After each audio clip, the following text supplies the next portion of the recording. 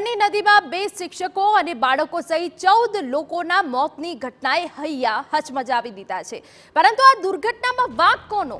તો હવે તંત્રએ જવાબદારો સામે કડક પગલાં લેવા કાર્યવાહી હાથ ધરી છે। પોલીસના સૂત્રો મુજબ અત્યાર સુધી મહત્વનું છે કે એડિશનલ પોલીસ કમિશનર મનોજ નીનામાના નેતૃત્વ હેઠળ 7 સભ્યોની એસઆઈટીની તપાસ કરી રહી છે। આ કંપનીએ પાલિકા સાથે શું કોન્ટ્રાક્ટ કર્યો હતો? કંપનીના ઉપરી લોકો કોણ છે? શું બોટ રાઇડ્સ માટે તેમણે કોઈ પેટા કંપનીને કોન્ટ્રાક્ટ આપ્યો હતો? આ તમામ સવાલોના જવાબ ઉકેલવા સરકારના આદેશ મુજબ કાર્યવાહી થઈ રહી છે।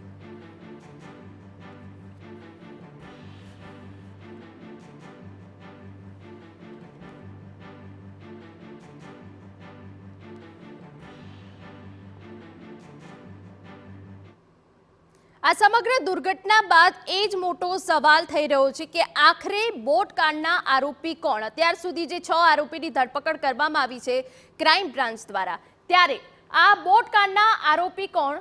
તો જે રીતે વિનીત કોટિયા આ ભાગીદાર કે જેની પણ ધરપકડ કરી લેવામાં આવી છે, આરોપી જે ક્રાઇમ બ્રાન્ચની ટીમે પણ સતત મોનિટરિંગ કર્યું હતું અને તે બાદ ધરપકડ કરી। એ બાદ હિતેશ કોટિયા જે ભાગીદાર છે, એટલે કે અત્યાર સુધી જે ભાગીદાર હતા તેમની સુધી પોલીસ પહોંચી છે અને તેમને ધરપકડ કરાઈ છે।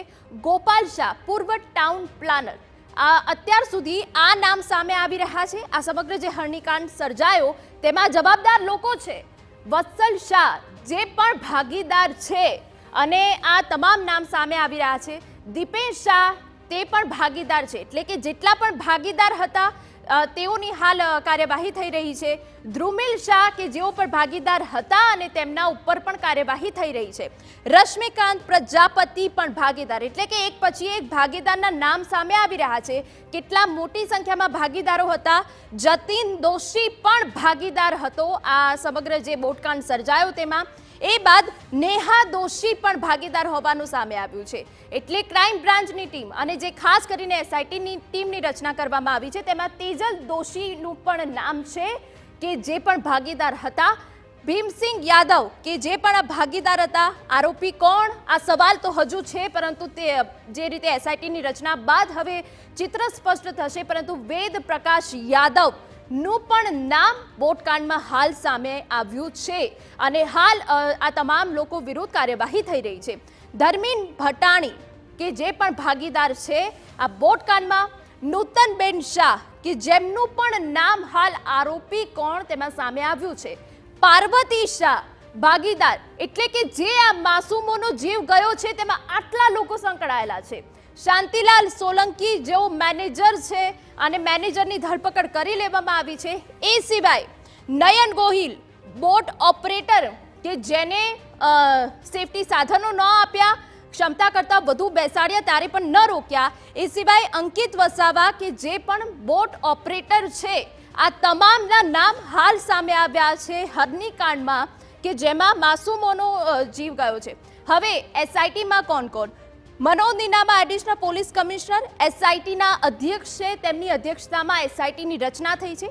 એ સિવાય ડીસીપી પન્ના મોમાયા સુપરવિઝન અધિકારી કે જેઓને પણ સામેલ કરવામાં આવ્યા છે, તેમની નજર હેઠળ આ સમગ્ર એસઆઈટી રચવામાં આવી છે। યુવરાજસિંહ જાડેજા ડીસીપી સુપરવિઝન, અત્યાર સુધી એસઆઈટી રચવામાં આવી છે। એસઆઈટીમાં કોણ કોણ છે એ જણાવી રહ્યા છે। એચ.એ. રાઠોડ એસીપી ક્રાઇમ તપાસ અધિકારી, ક્રાઇમ બ્રાન્ચ આ સમગ્ર કેસમાં મુખ્ય ભૂમિકા ભજવી રહી છે। CB Tandel police inspector Harni police station કે જ્યાં પોલીસ ઇન્સ્પેક્ટરને પીઆઈને સામેલ કરવામાં આવ્યા છે। MF Chaudhary police inspector crime branch, એસઆઈટીની રચનામાં એ તમામ લોકોને આવરી લેવામાં આવ્યા છે જે મહત્વપૂર્ણ ભૂમિકા આ એસઆઈટીમાં કરવાના છે।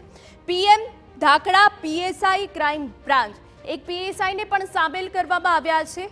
અને એ સિવાય Manoj Ninama additional police commissioner કે જેઓની અધ્યક્ષતામાં એસઆઈટીની રચના કરવામાં આવી છે અને આ તમામ લોકોને એસઆઈટીમાં આવરી લેવામાં આવ્યા છે। અને હવે એસઆઈટીથી જ જે રીતે આખા આ જે કાંડ છે, હરણીકાંડ છે, તેના તમામ જે આરોપી છે તેના મૂળ સુધી પહોંચશે।